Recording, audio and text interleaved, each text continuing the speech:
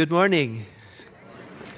As you heard this morning, we're changing our focus and we're talking about the power of now. And we're using this great book by the same title by Eckhart Tolle, The Power of Now, to guide us. And in the book, he tells about this moment in his life when he turned 30 and he woke up with a deep loathing for the world around him. Isn't that a great word?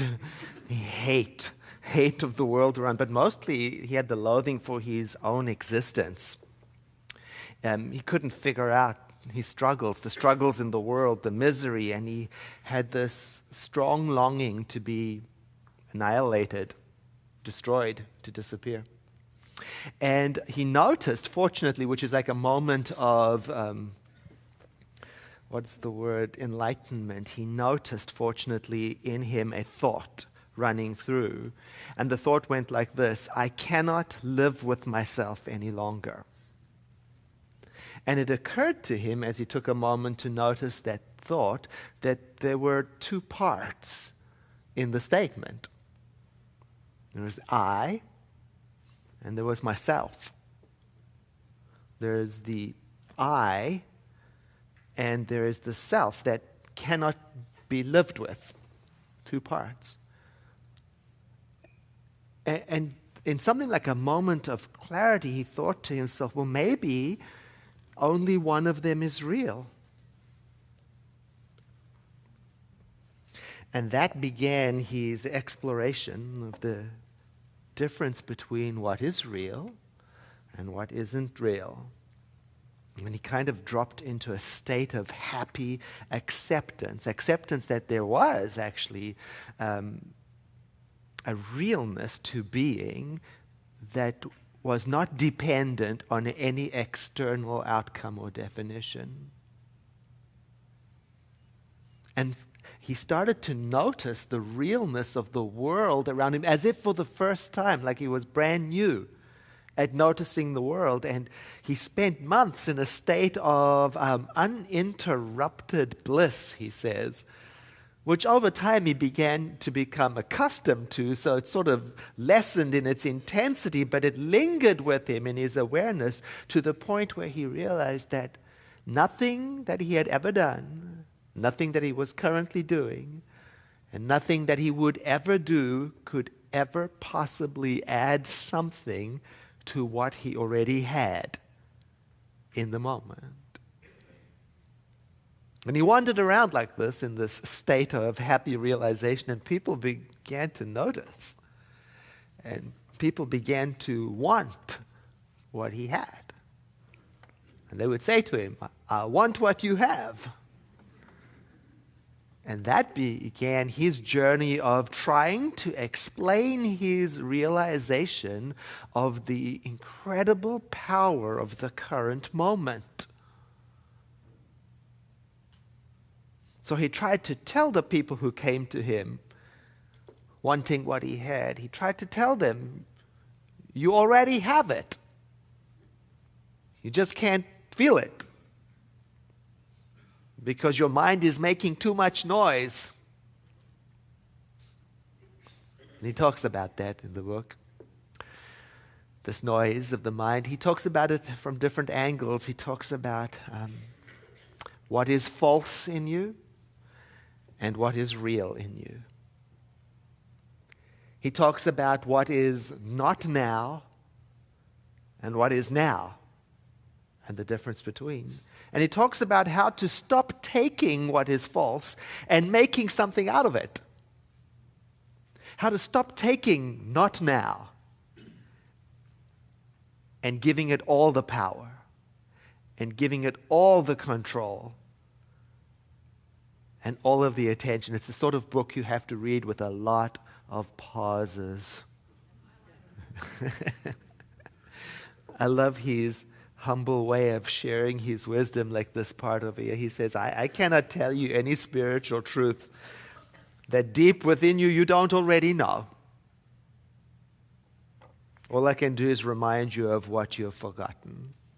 Thank heavens. So the question rises up then, well, what gets in the way of this deep truth that we already know. He calls it an obstacle to enlightenment.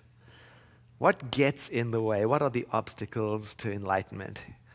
Here's the greatest one. The identification with what is not real. The monster under the bed which isn't real, but which continues to frighten us.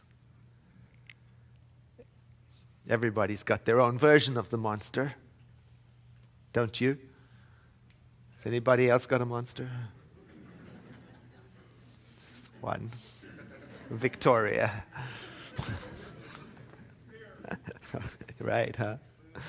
Well, now, to identify with that which isn't real, apparently you have to go on a journey. You have to leave the present moment and head for the future.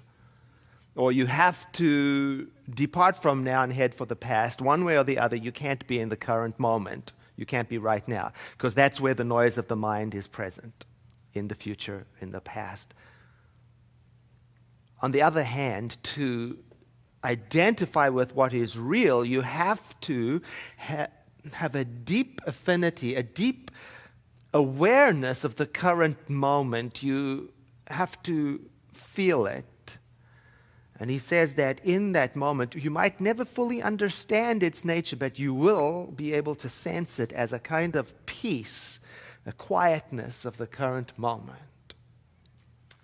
Well, maybe the question arises for you as it does for me. Well, how is it that I come to so perfectly identify with that which isn't real? I don't do it on purpose. Well, it turns out it's a habit. And you know what contributes to it? Unsupervised thinking. You know, a lot of thinking is not real at all, but it's believed. A lot of thinking is made up, repeated stuff, but it's accepted. A lot of thinking has never been tested, never been checked, but it's defended. A lot of thinking is compulsive and generates a complicated world of never-ending problems and struggles, and yet its followers are loyal to it and identify with it. That's the noise of the mind. I love that he says in the book that from time to time it may appear that you are using your mind. But what is more accurate is that it is using you. And the problem is that you think you are your mind. That's the problem. Now it's running the show. And he says it so beautifully. Now the instrument has taken over. You see? Now instead of me driving the car is driving me. And it has no brain. And I don't know where it's going. You know, this part in the book made me think of the internet. Because, you know, the internet is not reality. Did you know that? But for many people, it might as well be. After all, these days, the internet defines everything. It is the almighty source of all meaning for everything. If I don't know something, I Google it. And so I am my own researcher, my own doctor, my own opinion discoverer. We consult with it for everything. If it's not on the internet, it's probably not a thing. And what happens on the internet is used to project and predict everything else that will ever happen. Yet, the internet is not reality. It's a highway of information. Unverified information, unchecked information. Like mind. Exactly like mind is. Mind is not reality. It's a movie. And not everything in the movies should be believed. Did you know that?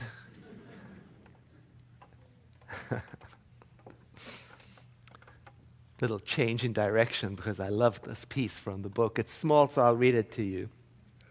All true artists, whether they know it or not, create from a place of no mind, from inner stillness.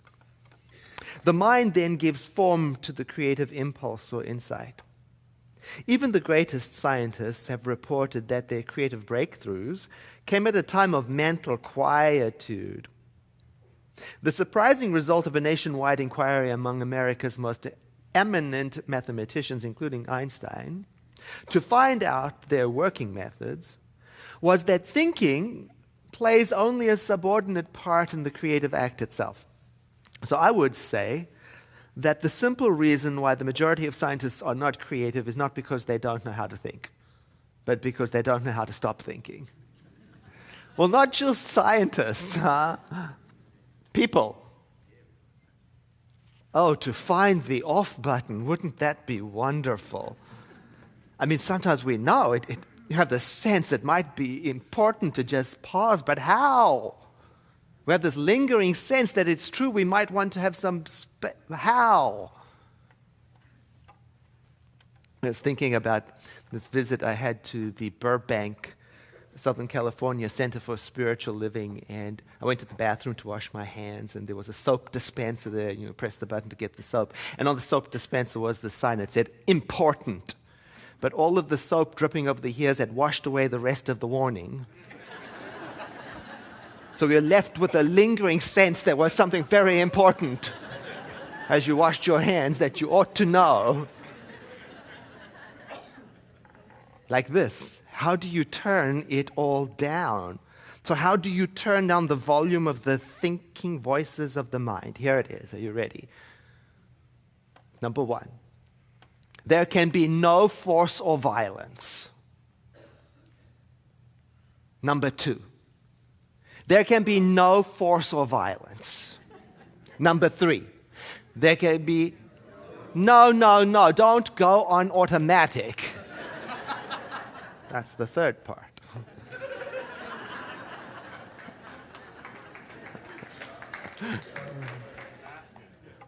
Here's really how you turn down the voice. With that all in mind, it's this gentle approach. You begin to do what many people have never done. You begin to listen to the voices of your mind as often as you can. Gently listen to what your mind is doing. Now, that's going to be new for some people because they've never done that before, because they've never noticed that mind was there.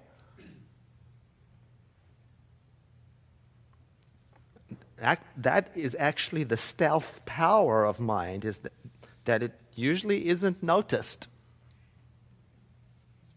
No one's paying attention to what it's saying.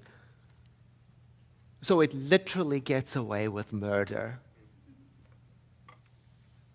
Literally gets away with murder. A friend of mine in the security business, he said to me, if you want to go about this world unnoticed, then walk with a sense of authority and carry a clipboard. Look like you know where you're going and knowing what you're doing, and no one will question your existence. Act as if you are on a mission. That's exactly how mind gets away without being noticed. It acts with authority. It presents itself as if it knows where it's going, it knows what it's doing. So then your job begins to be to just notice it, just to pay particular attention to the thoughts that act with great authority, the thoughts that are carrying clipboards, even though they aren't going anywhere. Have you ever had a thought that isn't going anywhere? And yet you went with it? That's the noise of the mind. So you don't fight them, no violence. You just notice them, and especially notice the ones that happen over and over again. And then if you do that after a while, you will be doing what the author calls watching the thinker. You will be in the presence of your own mind as a witness.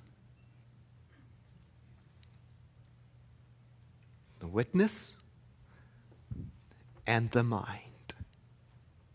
2. Have you ever been called to jury duty? You know that to be a juror, you have to be an impartial witness to what's going on, right? Because if you can't be impartial, you'll be disqualified, you'll be kicked out. In other words, you can't make up your mind before you've heard the story. You have to be available to what's going on. And it's the same thing with your mind. You have to listen impartially, because your job, like a juror, is you've got to sort out what is real and what is projection.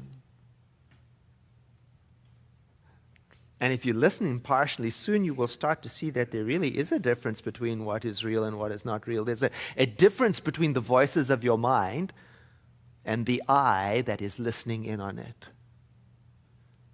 It's a quality difference, and there's such freedom that comes with knowing that not everything that takes place in mind needs to be followed or believed or experienced. And he says perhaps the most important thing that might happen if you start listening in on your mind's thinking is that you will begin to notice the momentary spaces that happen between thoughts, that they don't tailgate, they're not endless. He calls this space, or this gap, he calls it no mind, the space of no mind. Sometimes you just spot it for a second, sometimes a little longer, but when you do, what's in there, he says, is a joy that has no cause. See, the joy that comes from the mind has a cause. If I have a relationship, I will be joyful. And when the relationship goes, so will my joy. One is endless, and the other is temporal. And when you find or touch or access or experience that space between thoughts, it's not that you suddenly check out of life and become ineffective.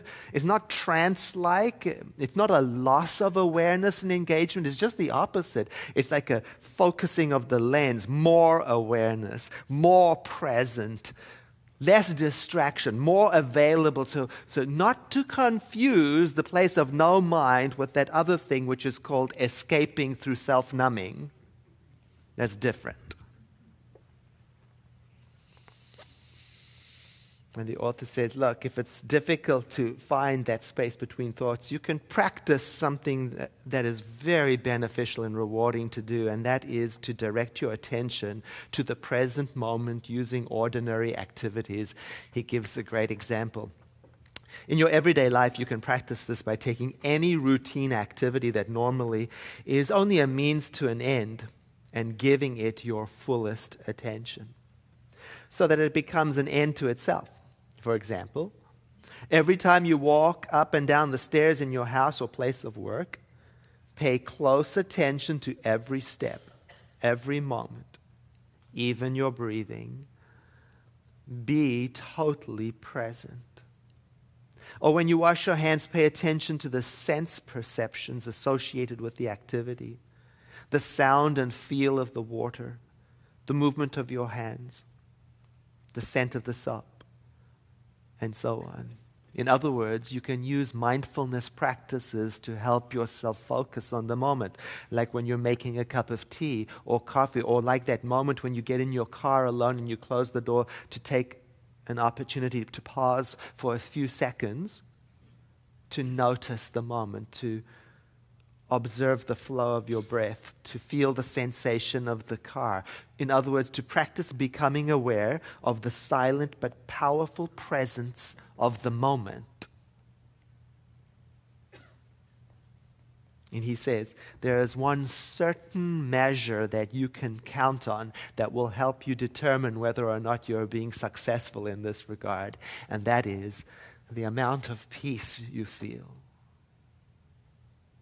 And he says it may come to pass that one day you will notice, you will catch yourself smiling at the voices of your mind as if smiling at a child getting up to mischief. And in that moment you will have realized that you no longer take the content of your mind at face value, and an obstacle will have been reduced in its power and effectiveness to keep you out of the moment. I am remembering a bumper sticker that I once saw that said, this moment is a gift from God. That is why it is called the present. And it reminded me how sometimes I don't get the gift of the present moment because I'm rushing. And I remember how it used to be that I loved unwrapping gifts slowly and mindfully. I like to ease the tape off carefully, to save the paper and to nurture the paper, not break it. It drove my friends crazy. They would say, unwrap it. Get to the gift. Just rip it open. And now I see I have taken that on. Now I have not got any time for unwrapping gifts. I am busy. All the time multitasking as I'm opening it. Yes, I enjoyed that. Yes, make a note, write a thank you card. My mind is running the show, and it is keeping me busy at an inhumane pace, making me more efficient. It's noisy.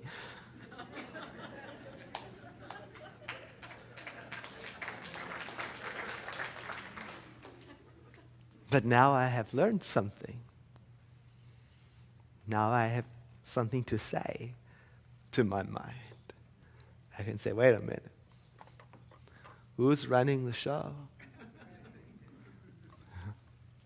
I might say something to my mind like, I have intended all my life to have the experience of being in a community like this. Or I have intended all my life to enjoy the experience of discovering a gift like this. Or I have intended all my life to be in this place, whatever it is.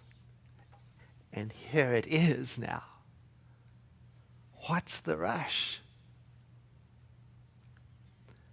So I can now notice the thought. When I notice the thought and I can check this thought, I need to rush. I can check it. The two things, I and the need to rush. The I that is observing and the apparently necessary state of rushing. And I'm going to put one down gently, because one is permanent and the other is temporary.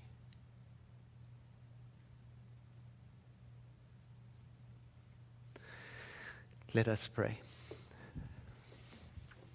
In the infinity of life where I am, all is whole and perfect and complete.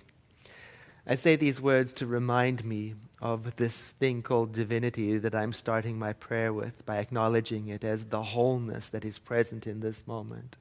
The field of infinite possibility, the infinity of everything, stretched out in every direction and experienced only in this moment. I begin this way so that I can identify myself as being in this infinity, this endless eternity, this intelligence that creates. And not only for myself do I realize this, but for all people everywhere. So that the I that speaks this prayer now then identifies with every I wherever it is. And so there rises up in me this awareness that comes not from the chatter of my mind, but comes from a deep, deep sense of my unity with all people and all things. That I am the peace that is at the heart of God. This awareness from within rises up, and it has the effect of rearranging, straightening out, and clarifying everything that is in my mind in a harmonious and gently pleasant way.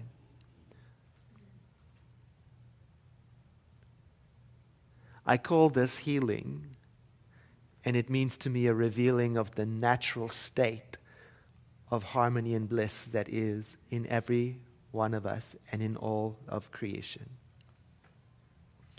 I celebrate this now, and I stand deep in it so that it affects my mind and my activity and my speaking and my creativity and my promise making and my commitments.